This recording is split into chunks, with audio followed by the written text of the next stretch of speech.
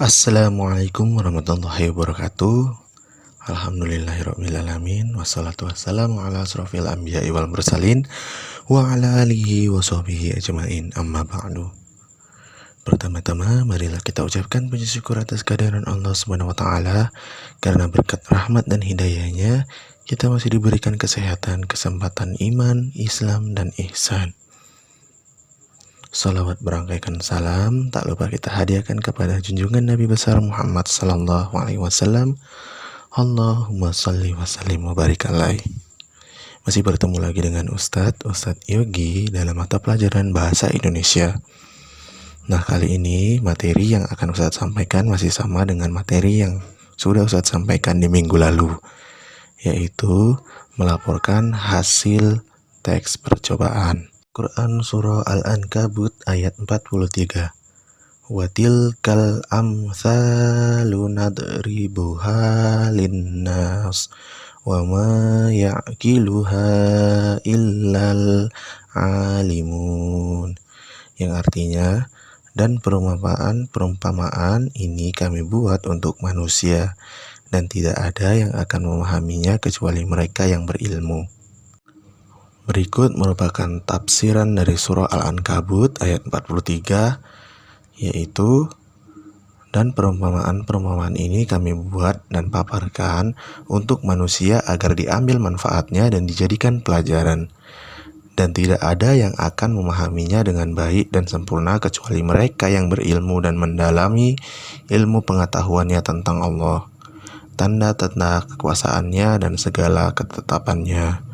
Nah, dari surah ini dapat kita ambil kesimpulan bahwa setiap manusia itu mempunyai kelebihan, yaitu ilmu, tetapi hanya beberapa orang saja yang bisa menafsirkan atau memahami baik dan sempurna, yaitu mereka yang berilmu dan mendalami ilmu tersebut. Jadi Ustadz berharap selama menjelaskan, kalian mendengarkan dengan baik dan benar, dan semoga kalian adalah tergolong dalam orang-orang yang berilmu dan mendalami ilmu. Amin, amin, ya rabbal alamin. Memasuki materi, yaitu mengidentifikasi informasi laporan percobaan.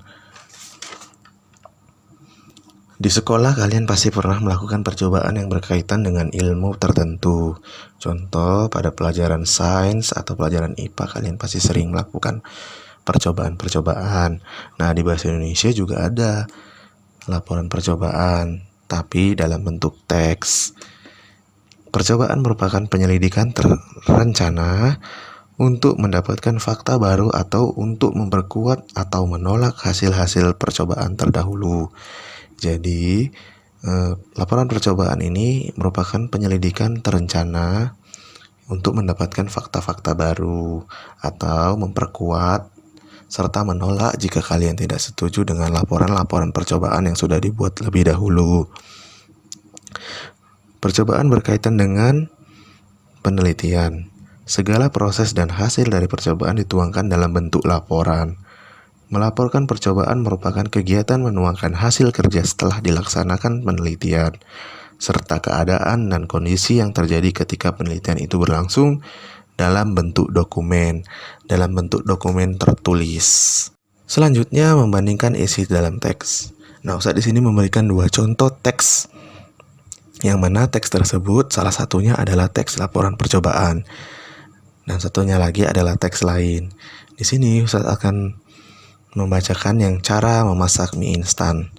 1. Siapkan mie instan dengan membuka bungkus dan bumbunya.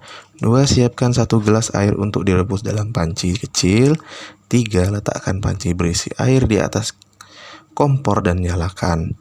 4. Setelah mendidih, masukkan mie dan masak hingga lunak sesuai selera. 5. Masukkan bumbu di bagian akhir ketika mie sudah lunak. 6. Masukkan mie dalam mangkuk dan siap dihidangkan. Mungkin kalau kalian bisa mencermati ataupun masih ingat, pelajaran atau dalam teks ini itu kita temukan waktu kita masih di kelas 7. Selanjutnya contoh yang kedua, yaitu membuat slime tanpa menggunakan boraks. Tujuan pembuatan slime Tujuannya adalah agar anak-anak menjadi lebih kreatif dan mampu berinovasi dalam berkreativitas. Cara membuat slime ini sangat mudah dan juga tidak menghabiskan banyak biaya. Alat dan bahan: lem povinal secukupnya, deterjen bubuk secukupnya, deterjen cair secukupnya, pembersih lantai secukupnya, air secukupnya, alat pengaduk bisa itu mixer, sendok, atau tangan. Selanjutnya wadah tempat slime, baskom atau yang lainnya. Selanjutnya langkah pembuatan. Pertama-tama campurkan dahulu lem povinal, pembersih lantai, deterjen cair, deterjen bubuk, dan air secukupnya saja ke dalam wadah slime. Bahan campuran tersebut dinamakan aktivator. Kemudian aduk bahan tersebut sampai merata. Lalu tambahkan lem povinal ke dalam campuran aktivator tadi. Aduk kembali sampai struktur dan bentuknya sudah menggumpal. Setelah itu masukkan ke dalam freezer dan diamkan selama 5-10 menit. Lalu keluarkan lagi freezer. Aduk kembali sampai bisa dimainkan. Slime tanpa bahan boraks siap dimainkan. Hasilnya, setelah melakukan percobaan tersebut, Anda bisa memiliki slime yang aman digunakan karena tidak menggunakan boraks. Slime tanpa boraks ini sangat populer di kalangan remaja atau anak-anak. Kesimpulan, dengan membuat slime sendiri yang dibuat dengan bahan yang aman, maka kreativitas dan pengetahuan pun akan semakin bertambah. Apalagi harganya murah dan terjangkau. Selain itu, mainan ini juga aman bila terkena kulit karena tidak mengandung boraks. Nah, setelah kita membaca atau mendengarkan dua contoh teks tersebut, dapat diambil kesimpulan kedua teks tersebut terlihat mirip. Namun, jika diperhatikan secara seksama, kedua teks memiliki perbedaan yang jelas. Teks 1 merupakan teks prosedur, sedangkan teks 2 merupakan teks laporan percobaan. Perbedaan kedua teks tersebut pada teks 2 menggunakan hasil dan simpulan, adapun persamaan kedua teks tersebut adalah bahan dan langkah-langkah melakukan sesuatu. Teks laporan percobaan hampir sama dengan teks laporan observasi. Hanya saja, hal yang dilaporkan dalam teks laporan percobaan adalah hasil percobaan dan eksperimen, bukan observasi. Penyusunan teks laporan percobaan dimaksudkan untuk memberitahukan kepada pembaca mengenai hasil dari percobaan yang telah dilakukan. Teks laporan hasil percobaan bersifat umum atau universal.